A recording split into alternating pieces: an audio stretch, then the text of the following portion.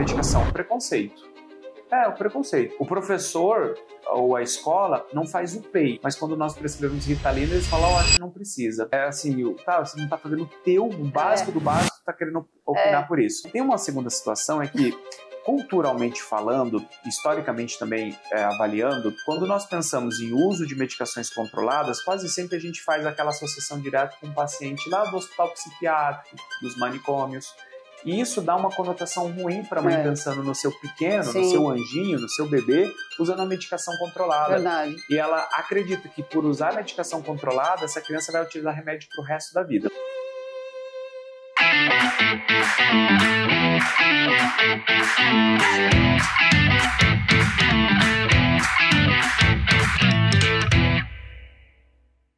Olá pessoal, bem-vindos a mais um episódio do Formare Talks.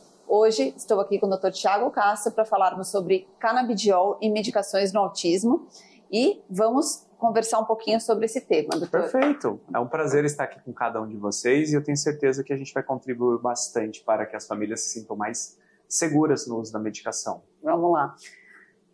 Vamos começar do começo, Thiago. Tema polêmico. Polêmicosaço. Canabidiol. Vocês têm algum pré-requisito para quando começar a indicar o canabidiol? Perfeito. Como qualquer outra medicação, a gente tem que sempre pensar na indicação. Quando nós devemos indicar uma medicação no autismo, independente de qual seja essa medicação? Nos diagnósticos ou nos sintomas comórbidos. Então, se eu tenho um distúrbio de sono importante, eu tenho que medicar essa criança para ela dormir bem.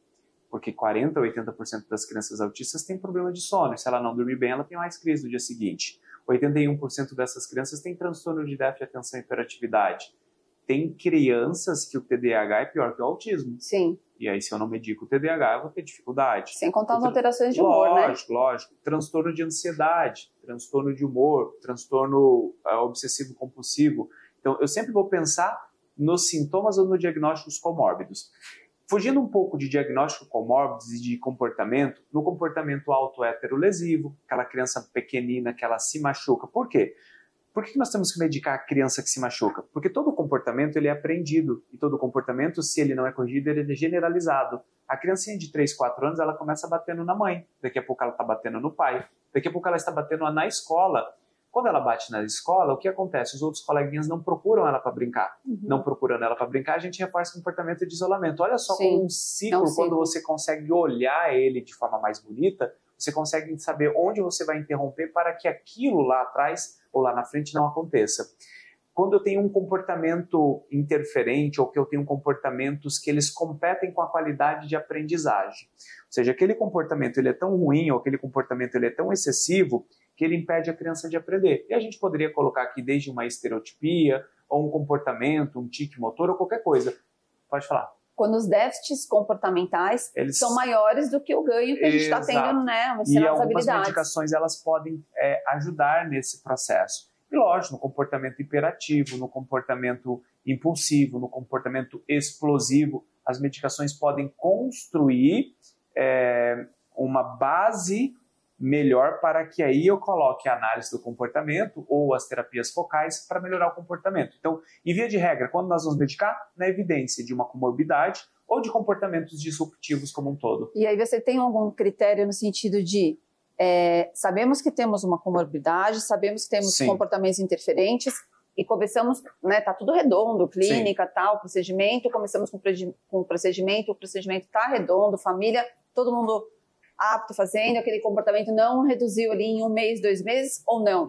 A pergunta é, você observa antes se a estratégia comportamental está tendo eficácia ou já começa simultaneamente o tratamento medicamentoso? Quase sempre está mais na criança, na família e no tratamento do que na medicação. A gente, claro, cada criança é uma, lógico, mas quando eu vou buscar mais o porquê daquele comportamento, eu acho melhores respostas no ambiente familiar, só que isso é difícil controlar. Eu acho melhores respostas na escola e eu acho melhores respostas dentro da clínica. Então, a medicação, ela mesmo que sendo ali uma boa abordagem terapêutica e não dando resultado, ela ainda não deve ser a primeira abordagem, porque nós temos abordagens mais inteligentes e que vão surtir mais efeitos. Mas eu tenho algumas premissas que eu oriento alguns pais. E qual que é o problema da medicação? Preconceito. O preconceito. O professor ou a escola não faz o PEI, mas quando nós prescrevemos Ritalina, eles falam, acho que não precisa. É verdade, eu conto isso mesmo. Né? Assim, você não está fazendo o teu básico do básico, está querendo opinar por isso. Tem uma segunda situação, é que, culturalmente falando, historicamente também avaliando, quando nós pensamos em uso de medicações controladas, quase sempre a gente faz aquela associação direta com o paciente lá do hospital psiquiátrico, dos manicômios, e isso dá uma conotação ruim para a mãe pensando no seu pequeno, no seu anjinho, no seu bebê, usando a medicação controlada. Verdade. E ela acredita que por usar a medicação controlada, essa criança vai utilizar remédio para o resto da vida. E que é muito grave, Exato. Eu falo o seguinte, se você tem um velho depressivo, você medica? Se você tem uma mulher pós-parto depressiva, você medica? Se a gente medica o velho, se a gente medica a puérpera, se a gente medica até mesmo a grávida, por que a gente não medica uma criança que tem um transtorno mental? Essa é uma pergunta que nós temos que fazer. Mas tem uma outra via que eu falo o seguinte, vamos imaginar que eu tenho uma criança de 5 anos e que ela nem tem comportamentos tão ruins, mas ela tem comportamentos mais difíceis. E que está tudo perfeito, mas você acredita que ela poderia evoluir um pouco mais. Você tem a nítida sensação que ela poderia evoluir um pouco mais. E aí, isso sou eu, tá? Eu falo, nós vamos medicar ela. Mas por quê, Thiago? Porque eu quero que você reflita da seguinte maneira. Vamos pensar nessa mesma criança, dos 5 aos 7 anos, durante 2 anos, ela tomou remédio. E esse remédio fez com que ela tivesse um pouco mais de atenção, ou que ela tivesse um pouco mais menos de comportamento interferente, menos comportamento explosivo. Mais foco. Exato. E aí, aos 7 anos, ela está evoluída X.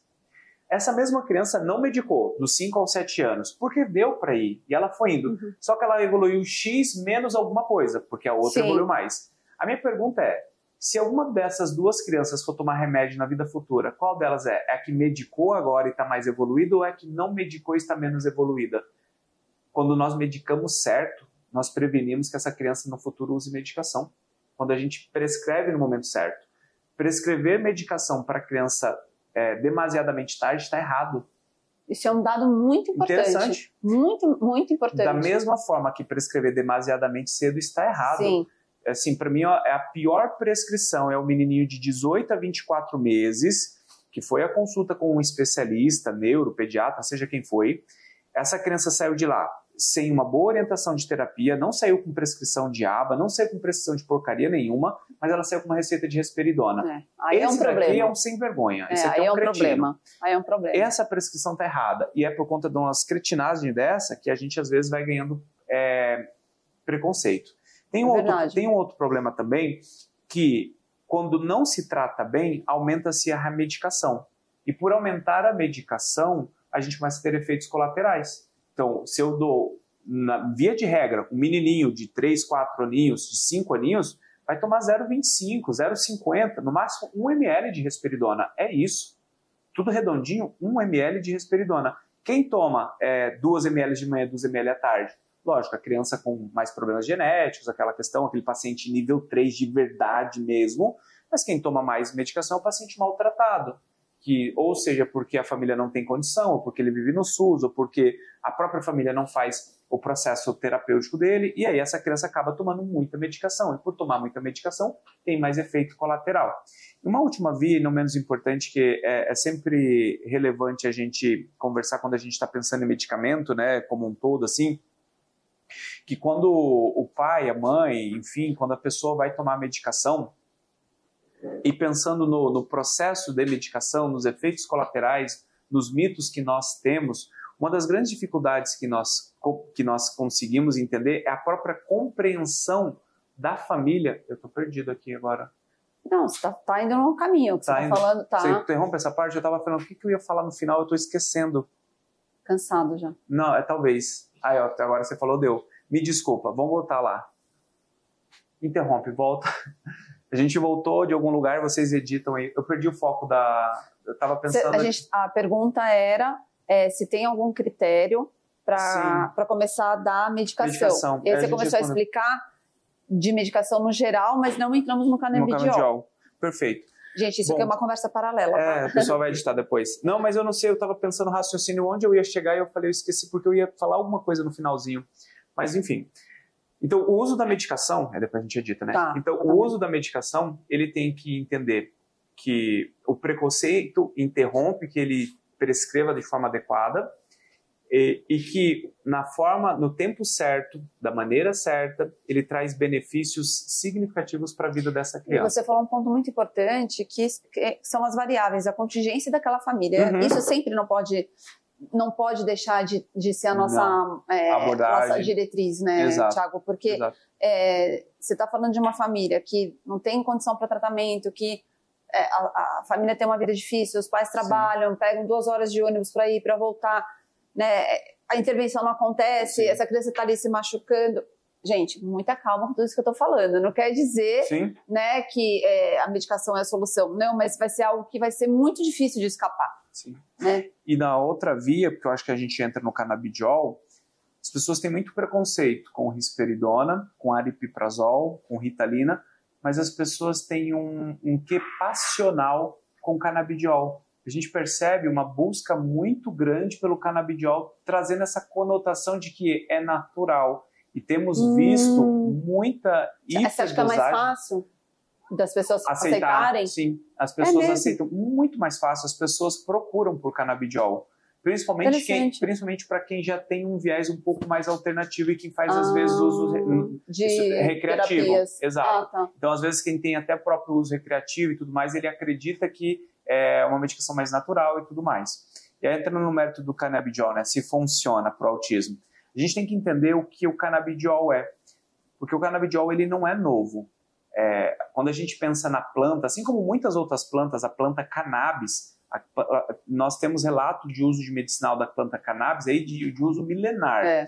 Só que somente na década de 63, na verdade, o professor Rafael Moschelam, ele conseguiu isolar dentro da planta, para que você entenda, a planta ela tem mais ou menos uns 500 endocannabinoides. Ou seja, uma planta ela tem mais ou menos 500 substratos químicos.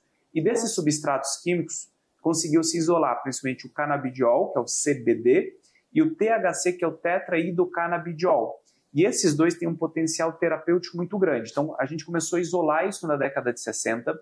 Para uso terapêutico. Exato. Posteriormente, na década dos anos 80, nós descobrimos que nós temos um sistema chamado sistema endocannabinoide. Da mesma forma que nós temos um sistema endocrinológico, da mesma forma que nós temos um sistema gastrointestinal, nós temos um sistema que responde a canabinoides. E foi se isolado, então, os canabinoides, os endocannabinoides dessa planta, nós temos um sistema que tem receptores para esses endocannabinoides. E, no caso, o CBD e o THC são os mais utilizados.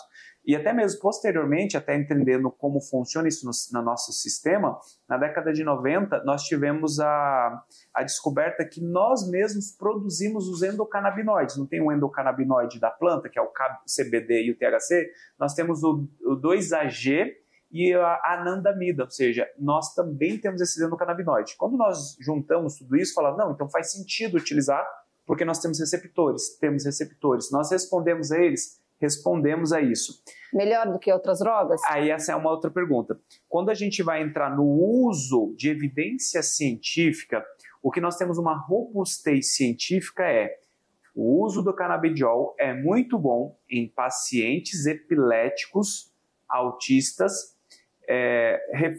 geralmente secundários a síndromes como síndrome de Lennox-Gastaut e síndrome de Dravet, e que já tentaram o tratamento convencional. Então, altíssimo nível de evidência paciente epilético secundário a síndromes genéticas que tentaram tratamento convencional, não responderam bem e responderam ao canabidiol. O canabidiol tem efeito positivo para a qualidade de sono, para diminuição de ansiedade, ele tem aumentar níveis de serotonina, ele funciona como homeostático, pode melhorar a questão alimentar. Então, ele tem efeitos positivos? Tem. As pessoas falam assim, mas não tem efeitos negativos? Tem também. Ele altera enzimas hepáticas, por exemplo. Todo mundo fala assim, pode alterar a enzima hepática. A depender de qual canabidiol que você usa, você pode ter um problema com o sono. Se você usa uma formulação, você tem uma qualidade de sono. Se você usa uma formulação que não é o adequado, você piora a qualidade de sono, pode trazer problemas gastrointestinais, e aí desde constipação ou dores gastrointestinais. Então, como qualquer outra medicação, o canabidiol também tem efeitos colaterais. Quando a gente pensa nas medicações que nós temos de acervo, a risperidona e o aripiprazol, nós temos utilizado pelo menos nos últimos 20 anos nas crianças autistas. O canabidiol nós estamos utilizando aí nos últimos 5 anos. Então, nós não conseguimos quantificar também qual é o efeito colateral a longo prazo. É recente. Exato. Se eu falo para você, Marina, eu tenho 2 medicações. Eu tenho essa medicação que nós utilizamos há 30 anos, eu conheço todos os efeitos colaterais dela, eu sei como fazer, Sim. qual dose fazer. Eu tenho essa que ela é promissora, mas eu não consigo... Estamos começando, né? Exato. E você vai falar assim, Thiago, mas na prática clínica, qual paciente você vê que responde melhor a qual medicação? Geralmente a risperidona para mim responde melhor, o aripiprazol responde melhor para pacientes pequenos autistas, tal como Ritalina e lisdexanfetamina e até mesmo a automoxetina responde também melhor para o TDAH. Mas então, pacientes sem comorbidades?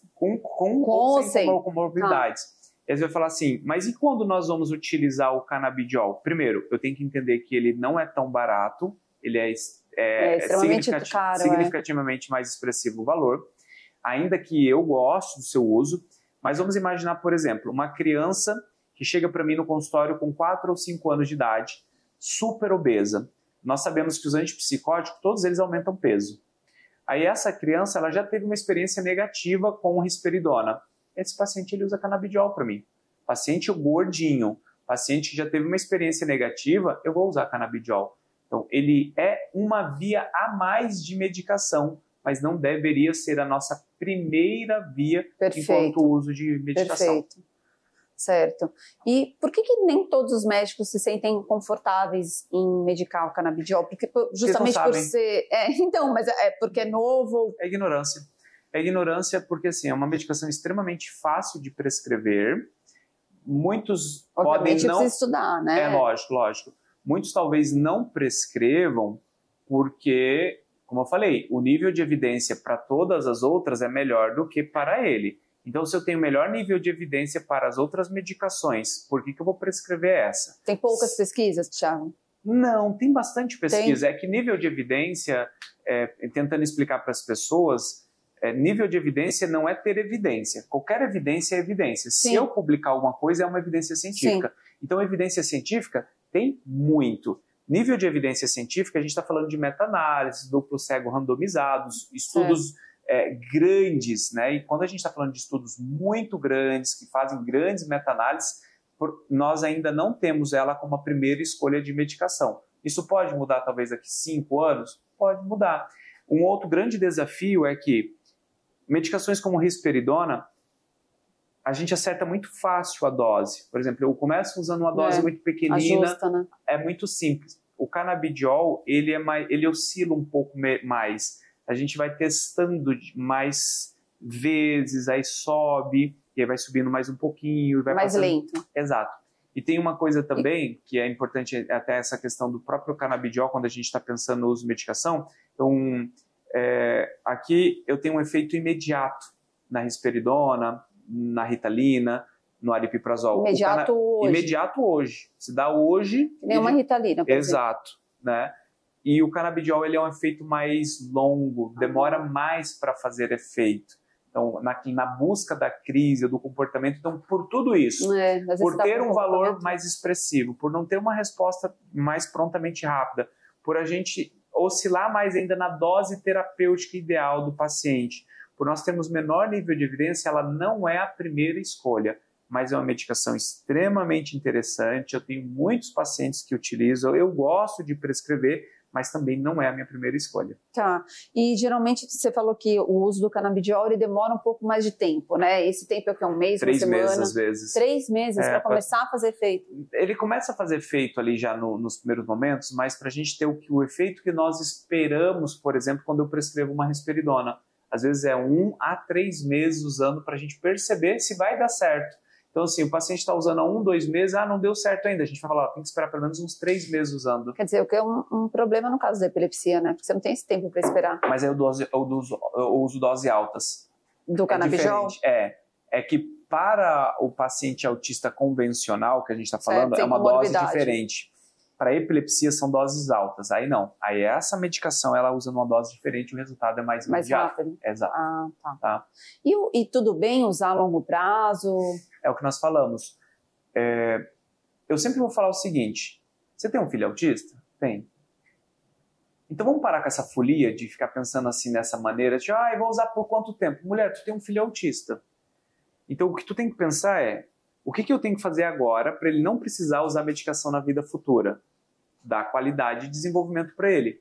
Quanto mais bem evoluído, quanto mais bem desenvolvido, menor chance dele tomar na vida futura. Menor chance, não é garantia, né? Exato, isso é importante. Exato. É importante que a gente diga de que de 40% a 60% dos pacientes autistas tomarão medicamento. O normal é o paciente tomar remédio. Tá? Não é uma coisa excludente, assim, que o paciente não usa. Não, raro, normal, verdade. É raro. Normal. O normal é utilizar. Autista não usar. Quem não vai usar?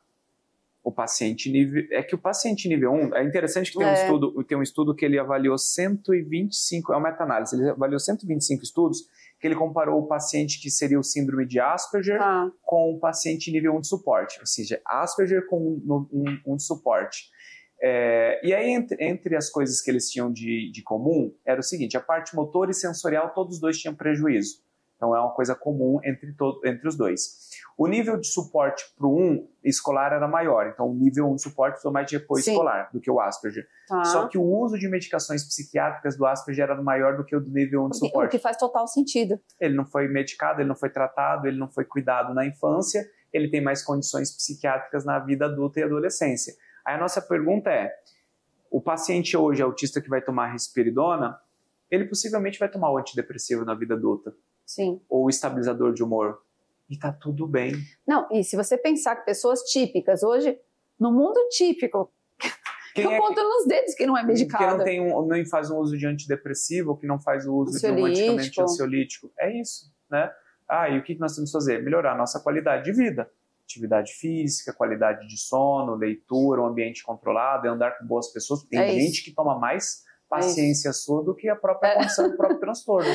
Mas é verdade. E eu acho que quando a gente fala medicação, é isso que você falou, né? O problema, eu vejo assim, o problema não é tomar a medicação. O problema é o que você faz junto com a medicação, né? O padrão de sono, padrão de alimentação, atividade física.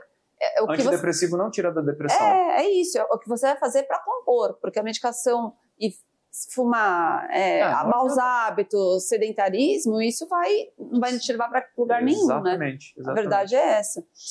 E pensando em outras medicações aí no autismo, Thiago, o que você acha que... Por idades, né? Te interrompendo, desculpa. Do 0 aos 5 anos, nós vamos usar basicamente os antipsicóticos, seja para autismo ou seja até mesmo para TDAH. Eu tive um pacientinho, isso é raro, mas muito raro. Eu mediquei um paciente TDAH com 4 anos de idade. É raro fazer diagnóstico, raro não, né? Mas é incomum fazer diagnóstico de TDAH aos 4 anos, mas é um paciente que eu conheço, de família, e é menos comum ainda a gente medicar.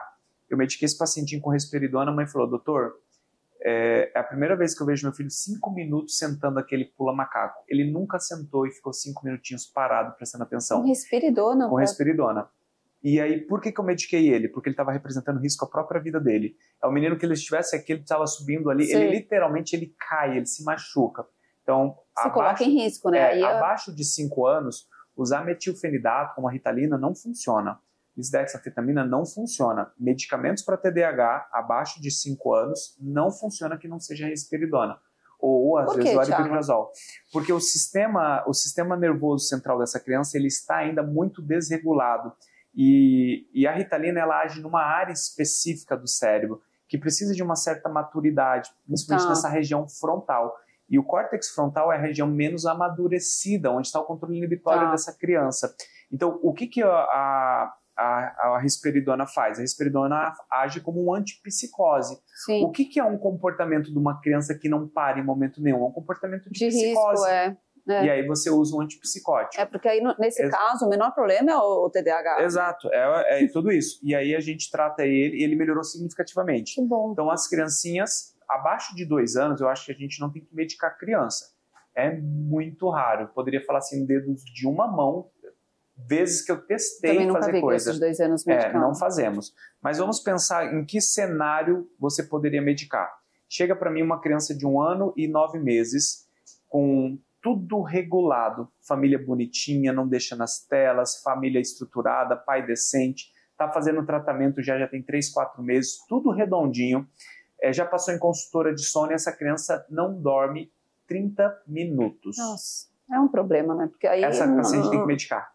Então, assim, o paciente vai medicar abaixo de 2 anos basicamente para dormir. O paciente que não dorme, que fez tudo o que deveria fazer para dormir, e mesmo assim não deu certo, é quando eu medico, tá? Por isso que eu falei, conta aqui na mão. Dos 3 aos 5 anos seria então a fase mais comum da gente pensar nessas medicações, como risperidona, aripiprazol, neuleptil, que é uma classe mais antiga da própria risperidona e aripiprazol, que é bom igual. Acima dos 5 anos é quando a gente vai pensar no uso do canabidiol, porque abaixo de 5 anos não é recomendado usar o canabidiol, nem o aripiprazol abaixo de 5 anos. E aí os metilfenidatos, a lisdexanfetamina, eu também não gosto muito de usar Venvanse em crianças, tá? Isso sou eu. A partir de quantos anos? Venvanse? Depois dos 9 anos, mais para adolescência do que para a vida adulta. Porque assim, o Venvanse, ele tem um potencial, primeiro ele age em 2 vias, né? Mas o Venvanse é como se fosse, entre aspas, a melhor medicação. Aí você já queima na largada, eu não tenho que usar a melhor medicação agora, eu vou usar lá. Eu posso usar melhor um Concerta. É que ele age numa via diferente. O Concerta é a mesma coisa da Ritalina, mas de um mecanismo de liberação diferente. Aos poucos, né? Exatamente. Então eu tenho a Ritalina, que é um pulso de liberação, e aí você pode usar 2 vezes por 2 pulsos. O Concerta, ele tem uma liberação... faseada, digamos. Exato. Uhum. Então é ao longo do dia. Eu não vejo problema prescrever um Concerta para uma criança de 8, 9 anos. Não vejo realmente problema nesse sentido. Tá? E o Venvanse que você estava falando? Eu prefiro depois dos 9 anos de idade. Mas você acha que é a melhor droga para É que falar que é melhor é muito ruim, né? Tá. Porque o melhor é o que encaixa naquele paciente. Então vamos pensar o paciente autista com TDAH. Hoje o paciente autista com TDAH, a gente tem visto como uma boa possibilidade a tamoxetina, porque ela tem uma via diferente de ação. Enquanto essas drogas elas agem na dopamina, a tamoxetina ela age na norepinefrina. E o que isso representa, Tiago? Vamos pensar. O que risperidona faz? De forma muito simples, tira dopamina. O que a Ritalina faz? Põe dopamina. Olha só que estranho. Você toma um tiro para tirar e outro para colocar. Pôr. E quando você pensa de fazer isso dar certo no paciente autista, às vezes dá errado. Então é melhor eu trabalhar em uma outra via, ou seja, eu tiro dopamina, tiro esse comportamento mais psicótico que ele tem, e aí eu coloco norepinefrina que vai trabalhar principalmente na atenção. Eu tiro a impulsividade com a risperidona e melhoro a atenção com a tamoxetina. Por isso que é importante entender também de fisiologia dos medicamentos.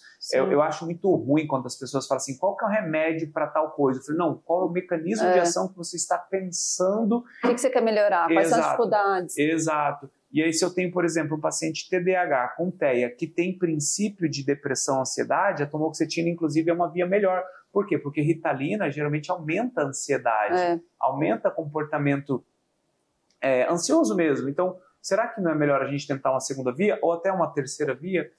Por isso que é tão importante ter um médico de confiança dessa família. Sim, com certeza.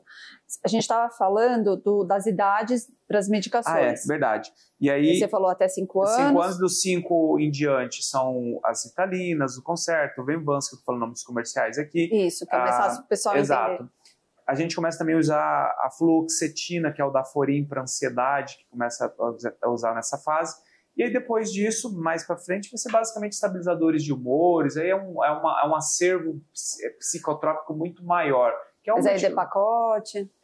Não, aí a gente está entrando numa via já de epilepsia, alguma coisa assim, aí a gente está falando de comorbidades, né? Claro que ele pode ter um controle, ele tem controle inibitório, pode melhorar comportamento, mas em via de regra para o autismo, a gente tem que pensar basicamente nessas medicações. Qualquer coisa além disso, a gente começa já a pensar em comorbidades importantes, por exemplo, ácido valproico, ou quando eu estou diante de uma esquizofrenia. Então, são coisas que são muito específicas, que eu acho que não vale nem a pena a gente entrar, porque é o específico do específico do específico. Depende do caso. A gente tem que entender muito bem a do TDAH, do TOD, das comorbidades que tem da ansiedade, né? Depressão, fase adulta. Exato. Não dá para eu entrar no mérito aqui de epilepsia. Sim. Então, o que a gente vai usar? A gente vai usar fenobarbital, não vamos usar fenobarbital, ácido valproico, não ácido valproico. Até porque a epilepsia é um capítulo à parte dentro do autismo, né? Exato.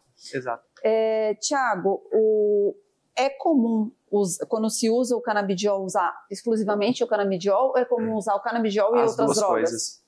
Eu vejo melhor o canabidiol associado a outras drogas. Tá. Mas tem muita gente que, ao iniciar o canabidiol, reduz outras drogas. Isso que eu estou te perguntando, que eu já vi vários clientes aqui, os médicos desmamarem, né, e irem introduzindo para depois ficar limpo, digamos, só com canabidiol. Tem aqui dois vieses. Muitas vezes, os prescritores de canabidiol, eles seguem uma linha mais integrativa. E o que significa isso? Eles querem se ver livre da risperidona.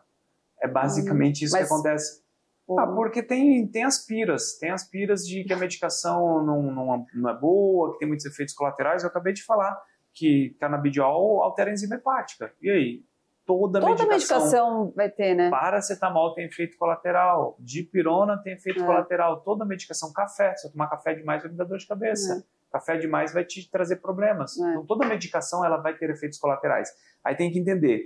Se o desmame é porque tem ali essa necessidade de fazer esse processo, ou porque o canabidiol caiu tão bem como uma luva que você teve que fazer. E aí tem que ver cada caso, tem que ver assim, então está certo as duas maneiras. Está certo medicar com outras medicações, inclusive ele tem um efeito de tropismo mesmo, ou seja, ele potencializa algumas medicações, tem medicamento, inclusive o próprio Zolpidem. Se eu uso o canabidiol e o Zolpidem, eu potencializo o efeito do Zolpidem. Então tem algumas coisas, tem algumas interações medicamentosas que você precisa tomar cuidado, tá? E também o uso isolado dele. Perfeito. E em resultados na prática clínica, você vê maiores avanços ou não? O que você se eu pudesse falar assim, isso aqui é terrível que eu vou falar, mas é terrível, mas se eu pudesse falar da minha casuística, porque casuística é evidência científica. Sim. Quando eu tenho uma criança autista, e a gente vai prescrever, por exemplo, risperidona, aripiprazol, essas questões, eu consigo perceber uma melhora no comportamento dessa criança mais crua, tá? A primeira prescrição. Quando já vem um monte de remédio... Sim, é mais difícil. Você não sabe o que é do que, né? Eu consigo perceber que 80% a 90% tem efeito de melhora com a risperidona com doses baixas, quando nós fizemos tudo certinho. No canabidiol, eu tenho a impressão que 50% a 60% melhora. Então, me parece, isso é a minha impressão, eu tenho mais pacientes que desistem do uso do canabidiol com o passar do tempo do que com a risperidona. Tá. Pensando nas medicações mais utilizadas. Por não ver tanto resultado. Exato. Não vê o resultado, ou às vezes o abandono até mesmo pelo valor. E se já é um fator de abandono, por que a gente vai investir nesse medicamento? Tá? Então, isso que eu vejo como perspectiva. E aí, o que nós vamos pensar? O canabidiol é uma medicação incrível. Tem efeito imunológico, tem efeito para dor, para fibromialgia é maravilhoso. Ele tem um fator homeostático, ou seja, ele regula melhor. Eu acredito que em um futuro, canabidiol, isso é a minha percepção, ele em algum momento ele vai funcionar até às vezes como quase que uma suplementação mesmo. Eu vejo, isso é apenas a minha impressão.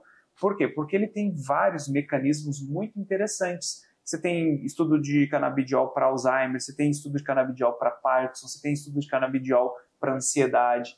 Então, e o que acontece quando a gente está mais velho? A gente perde vários desses neurotransmissores, a gente perde vários dos nossos receptores. Então, pode ser que em um futuro próximo isso seja muito interessante, o seu uso de uma forma mais em larga escala.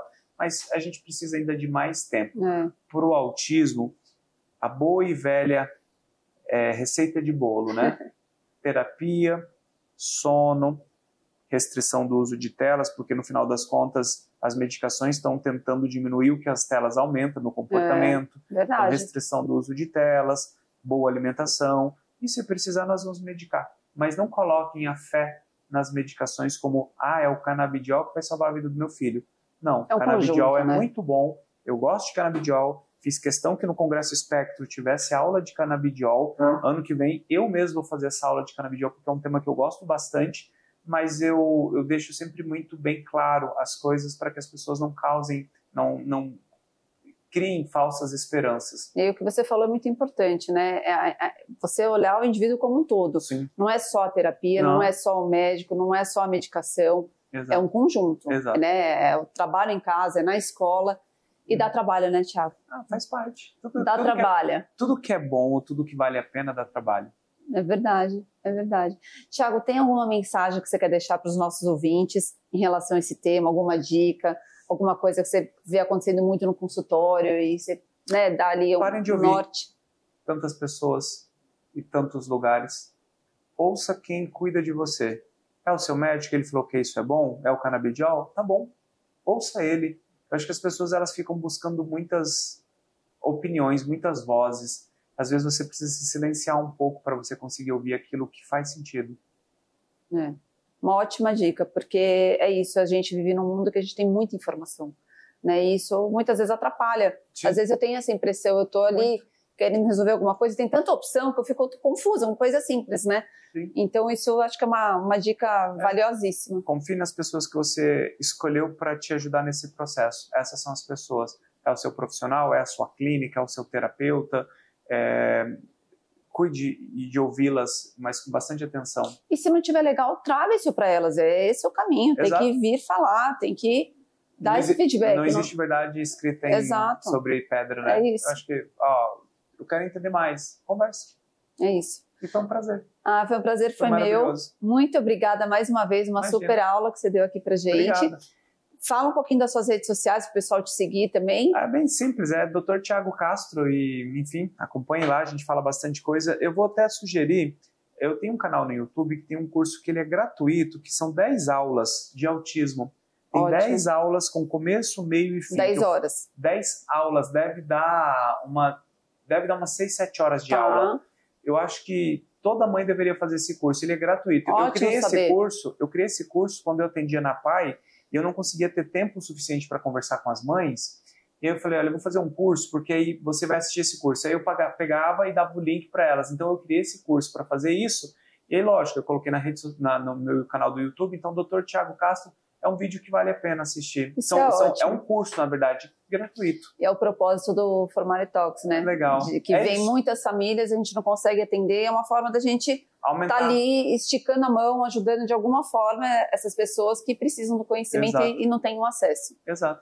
Obrigada, Thiago. Foi um prazer, muito tá bom? bom. Obrigada.